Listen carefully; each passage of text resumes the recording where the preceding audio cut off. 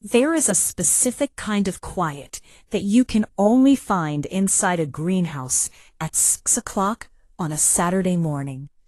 It's a heavy, humid silence, thick with the scent of damp earth, blooming jasmine, and the sharp, clean bite of tomato vines. For the last 3 years, this quiet has been my sanctuary. I knelt in the dirt of row 4 at the Oak Creek Community Greenhouse, my fingers buried deep in the rich black soil. I was loosening the root ball of a heritage heirloom seedling, gently coaxing the fragile white threads apart so they could take hold in a wider pot.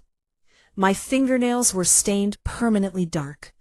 My denim overalls were frayed at the cuffs, patched at the left knee with a scrap of flannel, and dusted with a fine layer of peat moss. To anyone walking past the glass walls, I was just Elena Vance, the mousy, soft-spoken 36-year-old plant lady who ran the local nonprofit nursery for a meager stipend. I was the quiet woman who drove a rusted 2011 Subaru Outback with a squeaking fan belt. The woman who lived alone with her 2 kids in a drafty, 2-bedroom farmhouse at the edge of town, where the porch steps groaned underfoot. And that was exactly who I wanted to be. To the world, I was nobody. A blank space. A ghost in a faded t-shirt. They didn't see the phantom weight on my shoulder, where a heavy tactical vest used to sit. They didn't see the scars across my shoulder blades from shrapnel in the Coast Province, or the way my eyes automatically mapped every exit, every blind spot, and every potential bottleneck whenever I walked into a room. For nearly a decade, I had been a Tier 1 intelligence analyst and tactical logistician for JSOC. I had coordinated covert extractions under heavy fire, mapped out high-value target movements across hostile borders, and lived with a secure headset practically glued to my ear, listening to the static of a world on fire. But in 2021, after a brutal midnight extraction in Afghanistan that went sideways, a night where the sky burned red, and I spent 48 hours breathing dust and blood while orchestrating a miracle escape for a pinned-down squad, I broke. I looked at my hands, looked at the digital maps, and realized I couldn't do it anymore. I took a complete, unconditional vow of peace. I buried my credentials, walked away from the high-octane matrix of the Department of Defense, and chose total anonymity. I wanted my children, Leo and Maya, to grow up smelling rain and soil, not cordite and jet fuel. I wanted them to know a mother who planted seeds, not a mother who mapped airstrikes. "Mom, look, I found a fat one." I looked up, a genuine smile breaking across my face. My 8-year-old son Leo was sprinting down the gravel aisle between the raised beds. His cheeks were flushed, his blonde hair a chaotic nest, and his hands were caked in mud. Right behind him was 6-year-old Maya, her small boots stomping happily on the gravel, her overalls a perfect miniature replica of mine. Leo held out his palms proudly. Resting on his dirt-streaked skin was a massive, wriggling earthworm. "That's a nightcrawler, buddy," I said, my voice soft and steady. "He's a hard worker. Go put him over by the root vegetables. He'll keep the soil nice and loose for the carrots." "Can we name him Barnaby?" Maya asked, tugging on my sleeve, her wide blue eyes looking up at me with absolute innocence. "Barnaby it is," I laughed, wiping a streak of dirt from her nose with the back of my clean wrist. "Go on, take him to his new home." They dashed off, their laughter echoing against the glass roof of the greenhouse. Watching them, my chest swelled with a profound, aching warmth. It didn't matter that my bank account hovered dangerously close to 2 digits by the end of every month. It didn't matter that the farmhouse roof leaked when the spring rains got heavy. My kids were happy. They were safe. They spent their weekends covered in mud, learning how things grew, completely insulated from the harsh, transactional cruelty of the world outside. Then the peace shattered. The unmistakable, aggressive roar of a high-end V8 engine cut through the quiet morning. Through the condensation on the greenhouse glass, I watched a massive, pristine, jet-black Lincoln Navigator pull up the gravel driveway. It didn't park. It swaggered. It stopped carelessly across 2 stalls, its oversized chrome rims catching the morning sun like a weapon. The engine cut out, and for a moment the tinted windows remained rolled up, a monolithic wall of wealth parked in front of our humble community garden. My ex-husband had arrived, and he was 4 hours early. The heavy door swung open, and Richard Sterling stepped out. At 38, Richard was a junior partner at Sterling Vance & Associates, a cutthroat wealth management law firm in the city. He wore a crisp, tailored $3,000 charcoal Tom Ford suit, a stark contrast to the rustic gravel beneath his immaculate leather dress shoes. His hair was perfectly coiffed, not a single strand out of place, despite the morning breeze. He didn't just walk into a space, he colonized it. From the passenger side stepped Chloe. She was 26, a Pilates studio owner with a deeply performative lifestyle, dressed in pristine, designer athleisure wear that probably cost more than my monthly grocery budget. She held a tiny gold-plated tumbler of iced matcha tea, her nose already upturned as if she had detected a foul odor the second her foot touched the dirt. "Richard," I called out, wiping my hands on a rag as I stepped out of the row, keeping my voice level. "You're early. We agreed on a 2 o'clock drop-off." He stopped a few feet away from me, his eyes slowly traveling down my faded overalls, lingering on the patches, the dirt on my knees, and the dark soil embedded beneath my fingernails. A small, patronizing smirk touched the corner of his lips. It was the same look he used to give me during the final year of our marriage, right before he packed his bags, because I had lost my ambition and become a depressing peasant. "Plans changed, Elena," Richard said, his voice smooth, dripping with corporate condescension. "Chloe and I have an exclusive 10-course tasting menu at Le Petit Chateau in the city at noon. It's a 6-month waiting list. I'm sure you understand. Or well, maybe you don't." Chloe let out a soft, delicate giggle, taking a sip from her gold tumbler. She looked around the greenhouse, her eyes landing on a pile of organic fertilizer near the back door.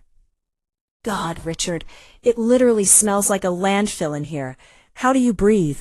I feel like the spores are getting into my hair." "It's just compost, Chloe," I said calmly. "It's how things grow." "Right. Well, some of us grow businesses, Elena. Others just sit in the dirt," Richard replied, stepping closer. He looked past me, spotting Leo and Maya, who had suddenly stopped playing. They were standing completely still by the carrot patches, their shoulders tense, staring at their father like deer caught in headlights. They dreaded his sterile, all-white penthouse in the city, a high-rise museum where they weren't allowed to touch the glass tables, scuff the hardwood, or speak above a polite whisper. "Leo, Maya, go get your bags from the car," Richard barked, not unkindly, but with the sharp authority of a man ordering a lunchtime salad. "And for God's sake, don't touch the leather with those hands. Use the wet wipes in the door panel." The kids looked at me, terrified. I gave them a reassuring nod. "Go on, sweeties. Go wash up." They scurried past Richard like mice trying to avoid a hawk. Once the children were out of earshot, Richard turned back to me. The fake warmth completely vanished from his face, replaced by a cold, calculating, professional glare. He reached into the breast pocket of his Tom Ford suit and pulled out a thick, heavy, cream-colored legal envelope. The paper was expensive, watermarked with the insignia of Pendleton and Associates. He didn't hand it to me. He dropped it onto the wooden potting table beside me, right into a small pile of loose dirt. "What is this, Richard?" I asked. Internally, something strange happened. My heart rate, which should have spiked into a panic, did the exact opposite. It slowed down. My breathing became rhythmic, deep, and perfectly metered. It was the baseline state, the tactical calm. My brain, trained by years of high-stress military intelligence operations, immediately began analyzing the threat parameters before my conscious mind could even process the emotional pain. "That, Elena, is a formal petition for full sole legal and physical custody of Leo and Maya," Richard said calmly. crossing his arms. The words hit like a physical blow to my maternal soul, a screaming panic trying to claw its way up my throat. He's trying to take my babies. But on the outside, my face remained an unreadable mask of stone. My eyes didn't blink. "We have a joint custody agreement, Richard. We settled this 3 years ago," I said, my voice dangerously steady. "3 years ago, I was being generous," Richard sneered, stepping closer, his condescension turning razor sharp. "But I've watched you drag my children down into this pathetic, hand-to-mouth existence for long enough. You work a dead-end job at a charity greenhouse for pennies. You drive a vehicle that is a moving safety hazard. You live in an isolated shack. I am a junior partner at a top-tier firm. I just bought a $4 million estate in the hills with a private tutor wing. If you read the filing, you'll see our justification."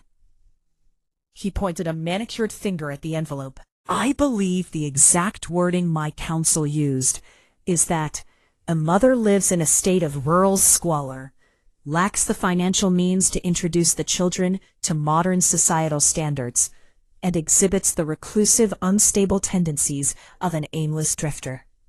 You have no family here, Elena. You have no prominent friends. You have no career. You are a ghost, and a judge is going to look at my financial portfolio, look at your dirt-stained overalls, and give me my children in less than 5 minutes." Chloe smiled behind him, leaning against his shoulder. "It's really for the best, Elena. They need to be around culture, not whatever this is." I looked at the envelope resting in the dirt. I could feel the trap closing around me. To the legal system, he was right.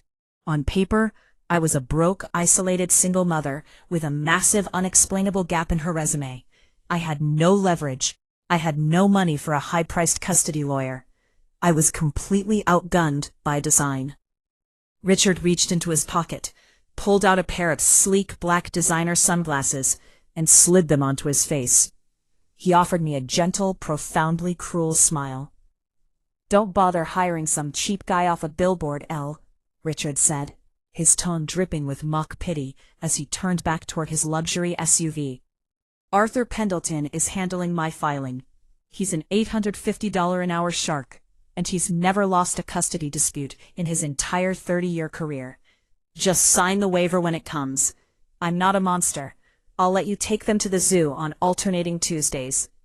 He turned on his heel, his leather shoes crunching loudly on the gravel as he walked away, leaving me standing alone in the humid air of the greenhouse, holding a mountain of legal dynamite. 3 months later, the damp, warm soil of the greenhouse felt like a distant memory. Instead, I was breathing in the sterile, heavily air-conditioned scent of expensive furniture polish and synthetic carpet. I sat in a freezing, glass-walled conference room on the 42nd floor of Pendleton and Associates. The room was architectural intimidation brought to life. Floor-to-ceiling windows looked out over the sprawling, rain-slick skyline of the city, making anyone inside feel entirely insignificant. The table we sat around was a monolithic slab of polished black quartz, so reflective I could see the distorted, pale image of my own face staring back at me. To my left sat David Miller. He was 28, an exhausted, well-meaning attorney from the local legal aid clinic. His navy suit was slightly crumpled at the elbows, his tie was a fraction of an inch off center, and his briefcase was made of scuffed imitation leather. He was smart, but he looked like a lamb that had willingly marched into a lion's den. Across the court slab sat the lions. Richard was looking down at his platina Rolex, tapping his manicured index finger rhythmically against the bezel. He looked impeccably relaxed, wearing a navy pinstripe suit, his posture radiating the casual confidence of a man who knew he had already purchased the outcome of this day. Next to him sat Arthur Pendleton. Pendleton was the definition of an $850 an hour legal shark. He had a thick mane of perfectly sculpted silver hair, dark, calculating eyes, and a pristine white pocket square that looked sharp enough to cut paper. He didn't look at me like I was a human being or a mother. He looked at me like an annoying line item on a balance sheet that needed to be permanently erased. "Let the record reflect," Pendleton began, his voice a smooth, theatrical baritone that instantly commanded the room, "that we are resuming the deposition of Elena Vance in the matter of Sterling v. Vance, under oath." He adjusted his gold-rimmed reading glasses and picked up a thick manila folder, opening it with a slow, deliberate snap that echoed like a gunshot in the quiet room. "Ms. Vance, let's talk about your financial contribution to the upbringing of Leo and Maya Sterling," Pendleton said, pulling out a stack of paper. "I have here the subpoenaed bank records for your primary checking account over the last 24 months. According to these statements, your average monthly take-home pay from the Oak Creek nonprofit greenhouse is exactly $2,400. He read the number out loud with a subtle, mocking twist of his lips, as if the very concept of earning such a small amount was a disgusting, hilarious joke. $2,400, Pendleton repeated, looking up over his glasses, letting the number hang in the frigid air. "Ms. Vance, my client's monthly maintenance fee for his luxury vehicle is higher than your entire monthly income. According to our itemized projections, the cost of top-tier private schooling, mandatory health insurance, extracurricular tennis coaching, and specialized linguistic tutoring for the children, amenities my client is eager to provide, amounts to roughly $8,000 a month. Tell me, how does a woman earning $2,400 a month intend to pay for half of that? Are you planning to seed the children grass? Are they going to sleep under the potting benches when you can no longer afford the heating bill for that dilapidated structure you call a home?" "Objection!" David's voice cracked slightly as he leaned forward, his hands gripping the edge of the table. "Counsel is badgering my client. Her income is modest, yes, but she provides a stable, loving environment. Financial disparity is not sole grounds for the termination of joint custody." Pendleton didn't even blink. He didn't look at David. He merely swatted the objection away with a negligent wave of his hand, like a man brushing away a persistent housefly.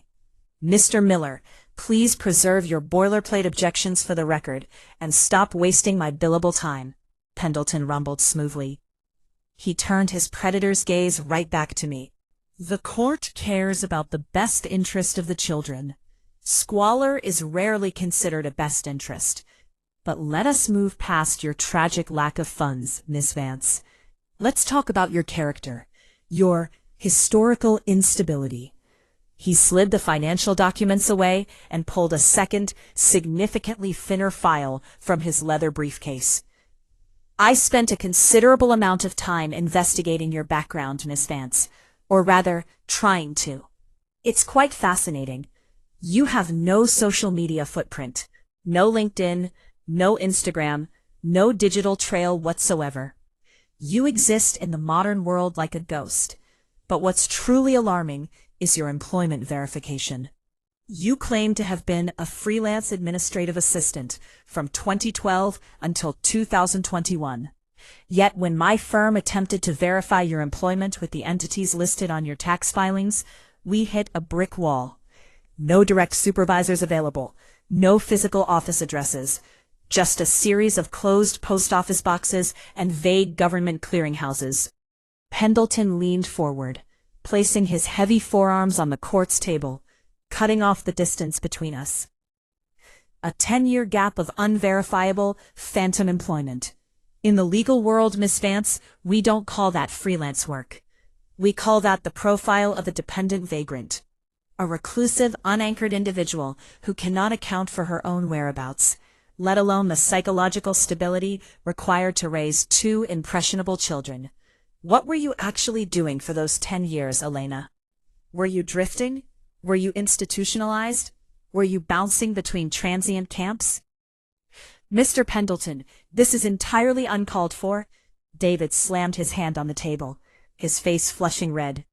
"My client's past employment has no bearing on her current ability to parent. She has no criminal record." "She has no record at all, Mr. Miller. That is the problem, Pendleton shouted back, his voice suddenly dropping like a hammer, completely dominating David's protest. The room went dead silent. Pendleton smoothed his tie, his terrifyingly calm demeanor returning instantly. An invisible mother is a dangerous mother. Then came the breaking point.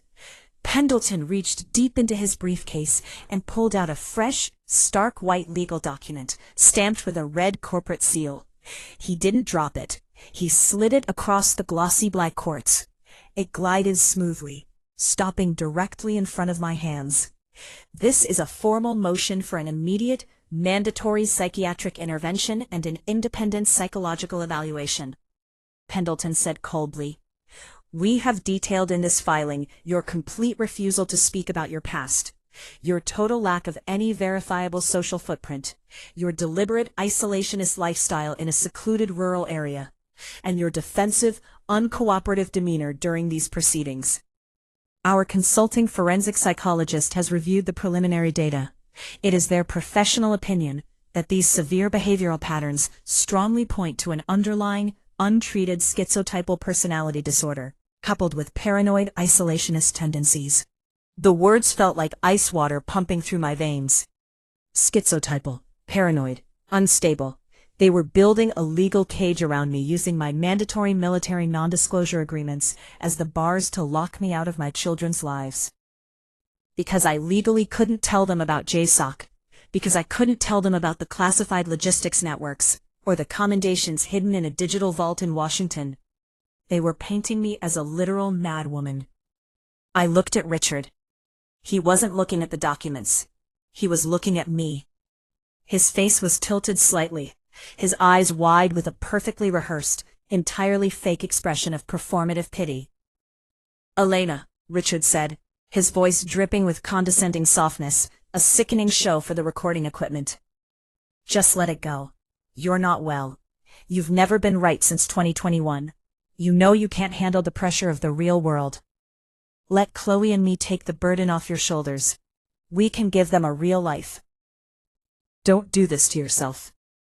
My hands were resting flat on the table, underneath the wood, out of sight. My fingers wanted to curl into fists.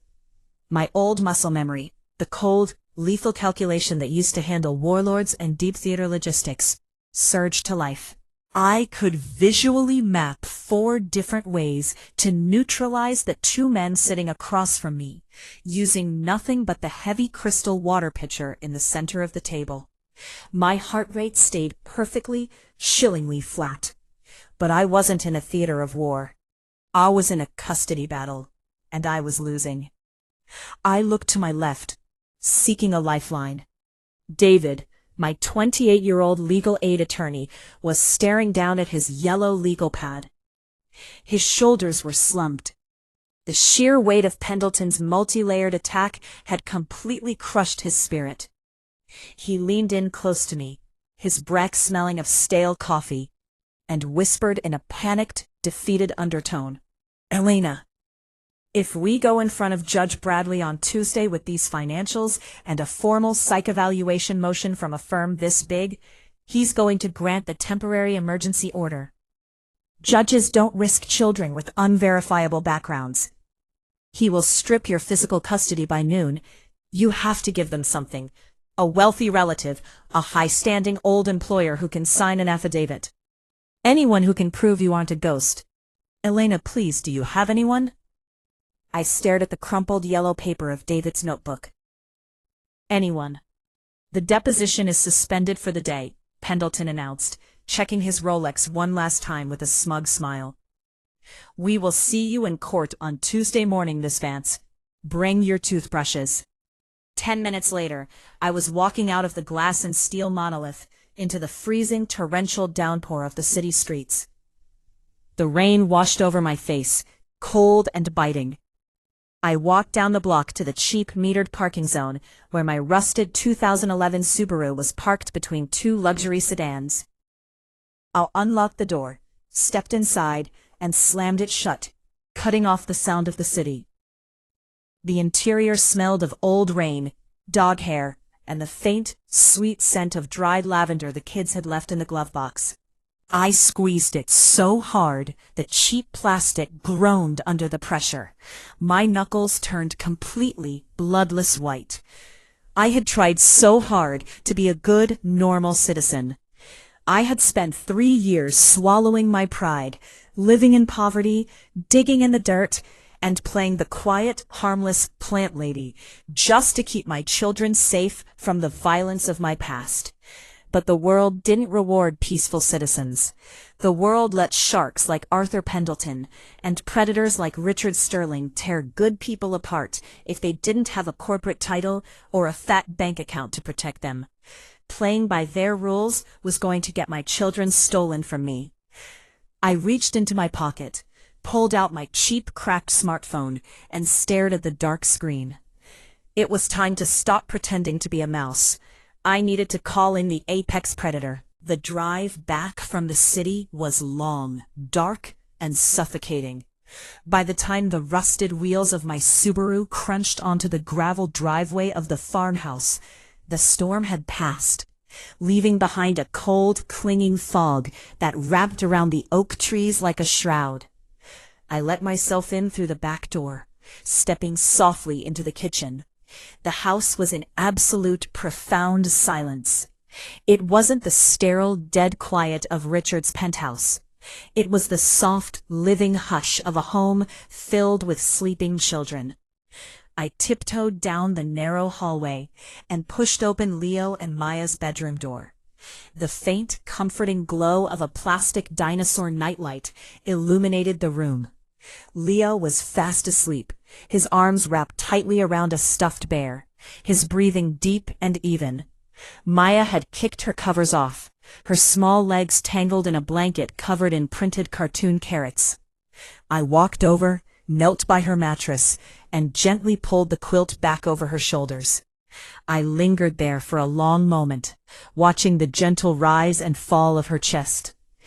An invisible mother is a dangerous mother. Pendleton's voice echoed in my head, sharp and venomous. A judge is going to grant the temporary emergency order. He will strip your physical custody by noon. A cold, heavy resolve settled into my bones. The fear that had been gripping my chest for 3 months didn't melt away. It crystallized into something hard, sharp, and lethal. I stood up, closed their door with a silent click, and walked into my own bedroom. I didn't turn on the overhead light. I didn't need to. I knew every square inch of this space by touch alone. I walked past the modest wooden dresser, straight to the far corner of my master closet where an old, heavy wool rug lay beneath a stack of seasonal clothes. I knelt down, tossed the clothes aside, and pulled back the thick, coarse fabric of the rug. Beneath it lay the old pine floorboards. To anyone else they looked identical to the rest of the 90-year-old flooring. But my fingers instantly found the microscopic, intentional gap between the third and fourth planks. I pressed down hard on a specific raised knot in the wood. A hidden mechanical latch, a customized modification I'd installed myself, released with a muted metallic click. I lifted the false floorboard away. Resting in the dark joists below was a heavy, military-grade Pelican 1400 case. It was molded from high-impact black polymer, scarred with deep scratches from tactical transports, and covered in a thick layer of 4 years' worth of farmhouse dust.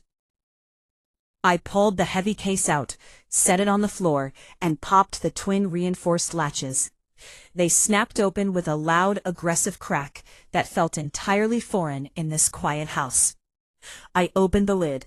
Resting securely inside the custom-cut foam insert was an unadorned, matte black, ruggedized Iridium Extreme satellite handset. It was a block of solid, military-grade technology designed to communicate through localized EMP blasts and subterranean interference. It had no sleek touchscreen, no commercial branding, and no consumer applications. It had been sitting in total darkness since the day I surrendered my credentials in 2021. I picked it up. The textured rubber grip felt unnervingly familiar in my palm, locking into my muscle memory like a piece of an old skeleton. I pressed and held the heavily recessed power button. I braced myself, half expecting the battery to be entirely dead. But the internal military-grade lithium cell was designed to hold its charge for a decade in survival conditions. A second later, the small, low-resolution screen flickered to life. A weird, warm green digital glow burst into the dark room, casting sharp angular shadows across the walls and illuminating the dark embedded garden soil beneath my fingernails. The screen blinked as the internal cryptography software initialized. Decrypting. Master access key required. I didn't have to think about the authorization code. My thumb moved on autopilot, punching a rapid 8-digit alphanumeric sequence into the heavy rubber keypad.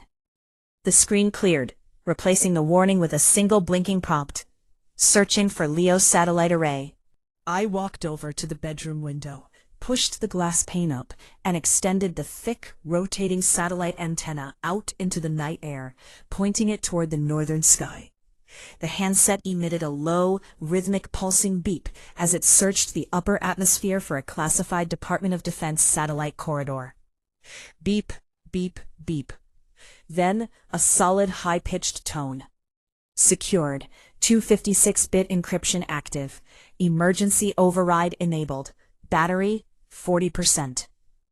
I stared at the green screen, my breath hitched in my throat. If I dialed this number, the seal was broken. Elena Vance, the plant lady, the quiet mother, the broke single parent, would effectively cease to exist. They would know exactly where I was. The grid would look at me again. I thought of Richard's smug, patronizing smile. I thought of Pendleton sliding that psych evaluation across the table, trying to brand me as a lunatic to steal my children. I didn't hesitate. I pressed my thumb into the keypad and dialed a highly classified 12-digit routing sequence. A number that changed dynamically every 72 hours, according to an algorithmic cipher, but one that I had memorized to the cellular level. A number I had sworn on my father's grave I would never use again. I pressed the green dial button and placed the heavy receiver against my ear. The line didn't ring with a standard tone. Instead, there were two sharp electronic bursts of static encryption handshake. Chirp, chirp. The line cleared instantly. A human voice picked up on the other end. It wasn't an automated menu, a secretary, or a junior communications officer. It was a crystal clear, immensely deep, gravelly voice, operating out of a secure subterranean command bunker beneath Arlington, Virginia. National Command Center, Director Vance speaking, the voice rumbled, heavy with the weight of global authority. Identify.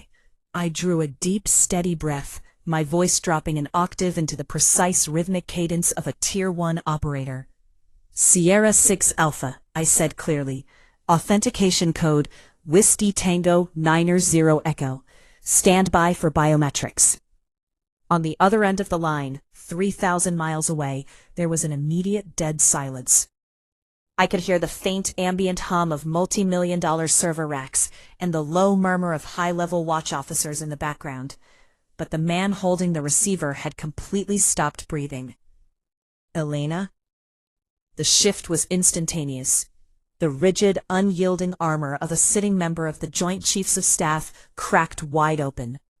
The 4-star general vanished, replaced entirely by a man who sounded profoundly shocked, breathless, and suddenly fiercely protective. Like a surrogate father who had just seen a ghost walk through his front door. Elena, God Almighty, is that really you? General Thomas Stoneface Vance breathed, his gravelly voice dropping to a harsh whisper. We've kept your routing active on the satellite array for 4 years, but I never thought you'd turn the unit back on. Where are you? Are you in danger? Is there a threat to your position? Give me a grid coordinate, right now, and I'll have a quick reaction force airborne out of Fort Bragg before we hang up this phone. No, sir. No threat. At least not a physical one, I said, a faint sad smile touching my lips at the sheer scale of his immediate response. The kids and I are safe, physically, but I am currently out of options, sir. I'm calling because I need a favor.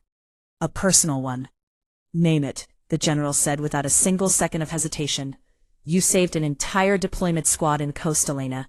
You designed the logistics that brought 84 personnel out of a burning valley alive. The Department of Defense owes you a blank check. What do you need? I closed my eyes, leaning my forehead against the cool glass of the window pane. Sir, I need a character witness for a family court judge in District 9. The line went completely, utterly dead. The silence lasted so long, I thought the satellite connection had dropped. The general, a man who regularly argued with senators and prime ministers, was entirely paralyzed by the absurdity of the request. A family court judge, the general repeated slowly, his voice dropping into a terrifyingly low, menacing register. Elena, look at me. Well, don't look at me, but listen to me. Are you telling me someone is trying to take your children? My ex-husband, sir. He's a junior partner at a corporate firm. He filed a motion for sole custody. His legal counsel is painting me as an unstable, impoverished vagrant because of the 10-year gap on my resume from my time with JSOC. They filed a motion for a mandatory psychiatric evaluation, claiming my lack of a public record means I'm mentally unfit. If I go into court on Tuesday morning without a verifiable history, the judge is going to strip my custody. A terrifying low rumble came from the general's throat. It was the sound of an apex predator realizing an amateur had wandered into his hunting grounds. Who is the idiot trying to take your squad, Vance? He asked, using my old military surname with a sharp, militaristic bite. The attorney's name is Arthur Pendleton, I replied. From Pendleton and Associates. Hold the line, General Vance commanded. For the next 45 seconds, the phone was filled with the rapid, aggressive clack-clack-clack of high-speed military keyboards echoing through a secure terminal. I could hear the general muttering commands to an aide in the room with him. Pull up Civil Legal Registries, District 9. Cross-reference Pendleton, Arthur. Pull his federal tax compliance records, his firm's corporate filings, and any Department of Defense subcontracts tied to his parent entities. Move. The keyboards clacked furiously, a digital war being waged in the dark over a $3,000 suit. Finally, the general's heavy voice cut back through the static. I see him, General Vance rumbled, a dark, satisfied chuckle rattling in his chest. Arthur Pendleton, high-end local bully, specializes in intimidation tactics and bleeding single parents dry through procedural fees. Classic corporate parasite. I'm currently looking at his firm's entire asset portfolio and his tax records on my secure monitor.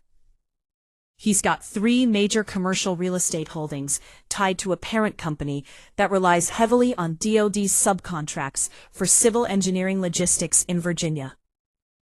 The general paused, and I could practically hear the cold, stone-faced smile forming on his face. He thinks he's playing a game of chess against a mouse, Elena. He has absolutely no idea he just walked into an artillery range. Tell me, what time is the gavel drop on Tuesday morning? 9:00 a.m., sir, I said, my voice finally filling with the strength I thought I'd lost 3 months ago.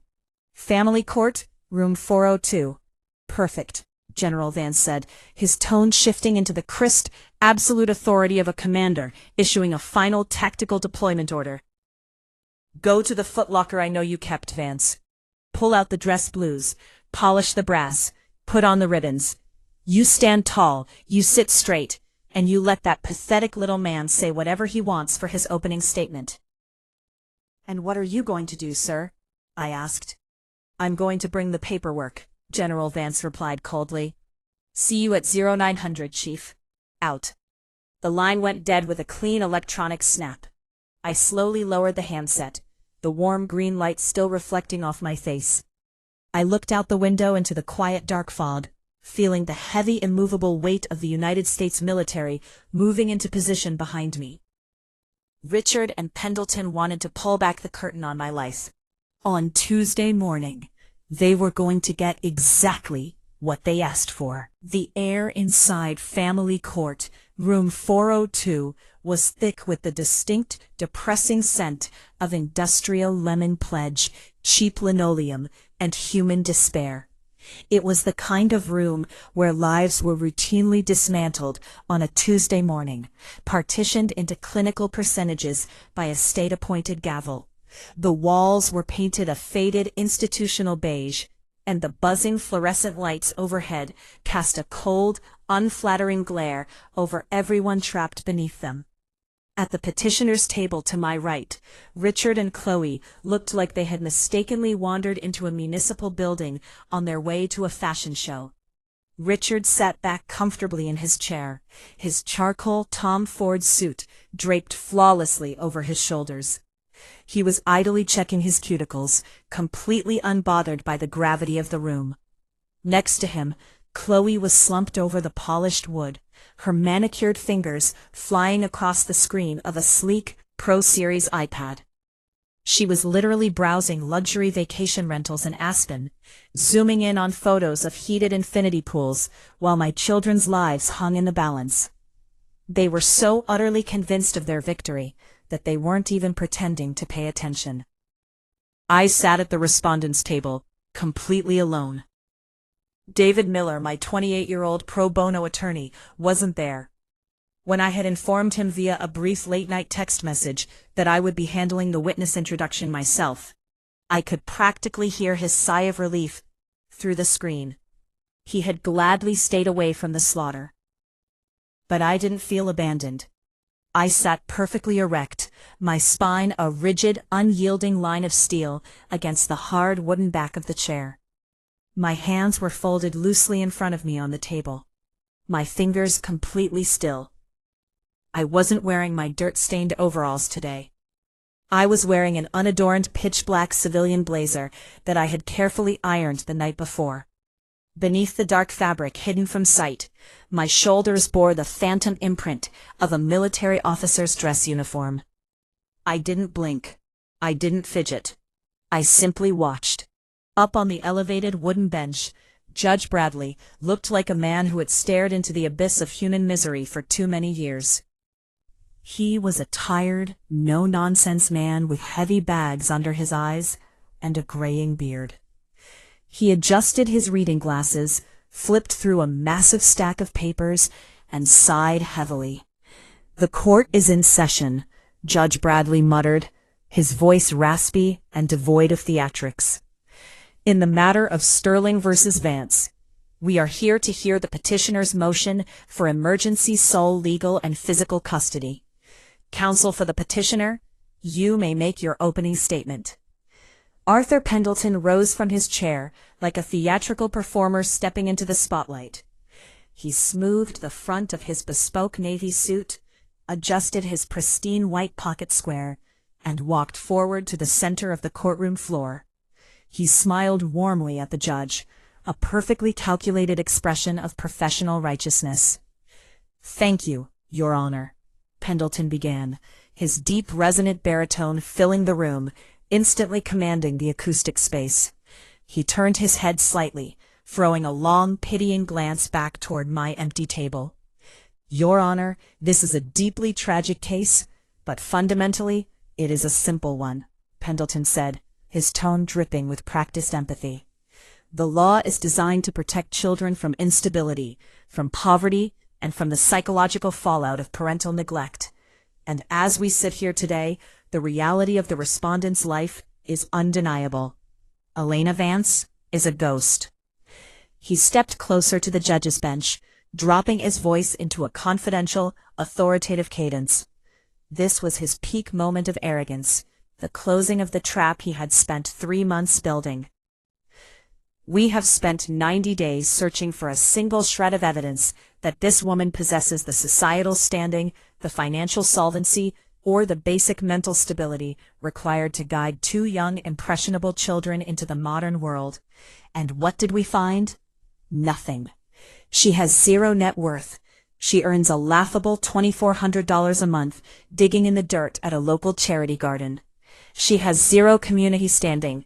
She has no prominent friends, no professional network, and no family support system within 1,000 miles. She lives as a complete recluse in a secluded, run-down rural cabin.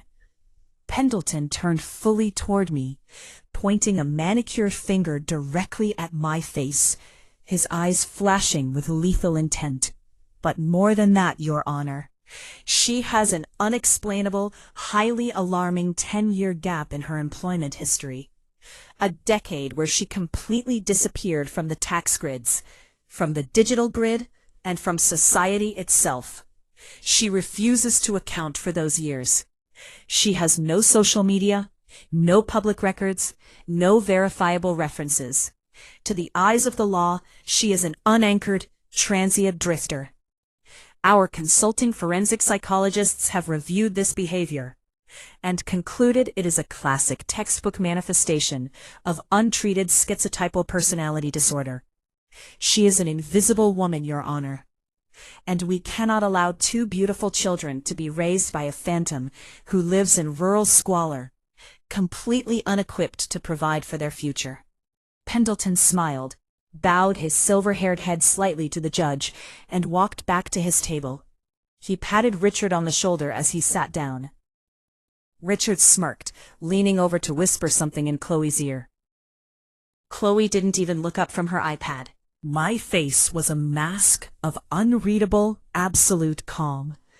He is clearing the metal detectors downstairs, Your Honor, I said clearly. Across the room, Richard let out an audible mocking scoff, throwing his head back against his chair. Pendleton didn't just smile. He let out a short, condescending chuckle, shaking his head as if he were watching a desperate child make up a bedtime story. Your Honor, Pendleton said, half rising from his seat with an amused grin, if the respondent is calling a local relative to testify to her character, we must object to the late filing on procedural grounds.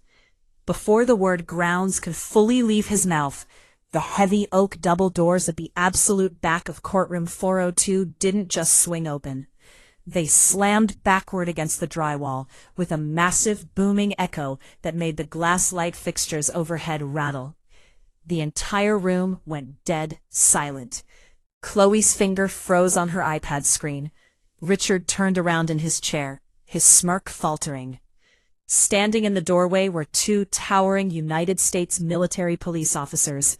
They were dressed in immaculate, starch-stiff Class A uniforms, white-gloved hands resting aggressively on their sidearms. They stepped inside, pivoted with synchronized, terrifying mechanical precision, and held the heavy oak doors wide open. And then, the world slowed down into hypermotion. From the brightly lit hallway outside, a figure stepped into the dingy, lemon pledge air of the family court. It was General Thomas Stoneface Vance. The silence that fell over the room was absolute, heavy, and suffocating. The only sound in the entire courtroom was the rhythmic, metallic, bone-shattering tock of his highly polished, black Courtroom dress shoes striking the linoleum floor. He was a massive wall of a man, 6'3" of unyielding military posture, his shoulders broad enough to block out the light from the hallway. He wore the dark, pristine dress uniform of a 4-star general, the fabric pressed so sharply it looked like it was molded from iron. But it was his chest that completely paralyzed the room. Resting above his left breast pocket was a massive, blinding fruit salad of 4 distinct rows of combat ribbons, medals, and silver jump wings, including the Distinguished Service Cross and the Defense Distinguished Service Medal. The silver stars on his shoulder epaulets gleamed like daggers under the harsh fluorescent lights. The general walked forward with an unhurried, monolithic stride. He walked right past Richard's table. He didn't drop his gaze to look at them. He didn't acknowledge their existence. But the sheer atmospheric pressure of his movement caused Richard to physically recoil backward into his chair, his face instantly draining of color, his mouth falling slightly open. Chloe's iPad slipped from her hands, landing on the table with a loud clatter. The general reached the swinging wooden gate separating the gallery from the well of the court. He pushed it open effortlessly, took 3 heavy steps forward, and stopped directly in front of Judge Bradley's elevated bench. He brought his heels together with a sharp, echoing snap. His right hand flashed upward, executing a razor-sharp, bone-snapping military salute to a completely stunned family court judge. Judge Bradley, a man who hadn't stood up for a litigant in 15 years, found himself instinctively straightening his spine, his hands gripping the edge of his bench as he stared down at a sitting member of the Joint Chiefs of Staff. The general lowered his hand. When he spoke, his voice was a deep, low, gravelly rumble that vibrated through the floorboards, completely obliterating the memory of Pendleton's corporate baritone. "Your Honor," General Vance addressed the bench, his eyes locked onto the judge with terrifying intensity. "For the record, I am General Thomas Vance, active member of the Joint Chiefs of Staff, operating out of the National Command Center in Arlington, Virginia. My security clearance is top secret, sensitive compartmented information." The general reached into his uniform blazer, pulled out a heavy matte black leather folder secured with a bright red and white striped border, and placed it firmly onto the wooden ledge of the judge's bench. The front of the folder was embossed with a gold government seal, and stamped in thick black block lettering, "Department of Defense, declassified in part for judicial review." "I am here today," the general rumbled, his voice echoing off the beige walls, "to personally provide the missing 10-year employment history of the respondent, Chief Intelligence Analyst, Elena Vance. And I am here to advise this court on the exact national security protocols surrounding her character." Judge Bradley's hands, usually steady as he moved through the mundane rhythm of family court, trembled slightly as he unlatched the red-bordered folder. As his eyes tracked across the first document, the room seemed to vanish. The peeling beige paint, the buzzing lights, the desperate silence all faded into the background. He felt the cold, hard weight of national security pressing down on the page, realizing that every word written here had been redacted and unredacted by the highest authorities in the nation for this specific moment. He stared, wide-eyed, as the words "Chief of Logistics Special Operations Command, 2 Bronze Stars," and "Sole Architect of the 2020 Kabul Airlift Corridor" registered in his mind, followed by the revelation of a Class 1 federal pension held in a blind trust, value at $3.4 million. The judge's head rose with agonizing slowness, his gaze drifting from the document to the room at large. His expression had shifted from weary indifference to something approaching pure, unadulterated shock. Arthur Pendleton, oblivious to the earthquake occurring inches from his face, saw the judge's pause as a moment of doubt. He surged forward, his arrogance blinding him to the sheer scale of the general's presence. "Your Honor," he interrupted, his voice sharp and dismissive, "I must object to this theatricality. A military record from half a decade ago, no matter how embellished, does not and cannot prove the mother has the modern financial or emotional solvency to provide for these children." The general didn't even turn his body. He remained at rigid attention, but he shifted his massive, imposing head just a fraction of a degree toward the lawyer. The movement was slow, predatory, and absolute. "Sit down, counselor," the general rumbled, his voice low and vibrating with the weight of absolute authority. "Do it now, before I have the Provost Marshal initiate a comprehensive federal audit into the DoD subcontracts your firm's parent company currently holds in Virginia." The effect was instantaneous.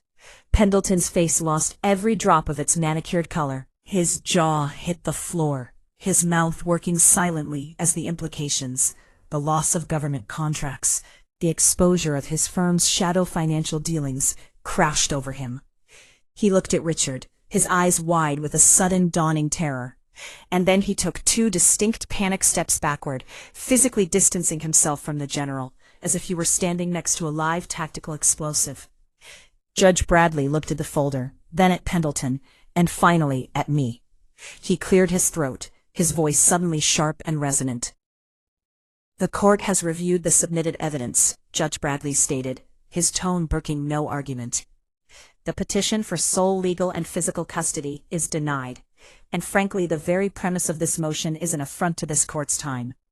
The respondent's financial, mental, and professional standing is not only verified, but is of the highest possible caliber. Furthermore, the court grants Ms. Vance's counterpetition for immediate unrestricted relocation of the children anywhere within the tri-state area, effective immediately. Mr. Sterling, your visitation rights are suspended, pending a complete reevaluation of your conduct during these proceedings. Court dismissed. The general gave a short, sharp nod to the judge, turned on his heel with military precision, and fell into step beside me as I walked toward the heavy oak doors. The hallway outside was a blur of frantic motion. Reporters, having caught wind of the high-level military presence, were gathered near the stairwell.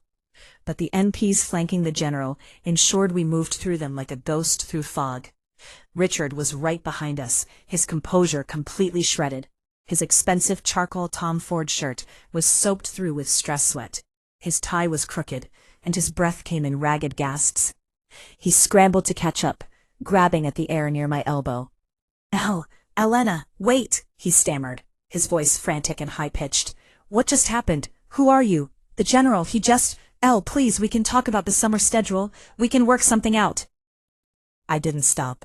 The sound of the morning sunshine hitting the glass doors at the end of the hallway was calling to me, and the farmhouse, the greenhouse, and the dirt were waiting.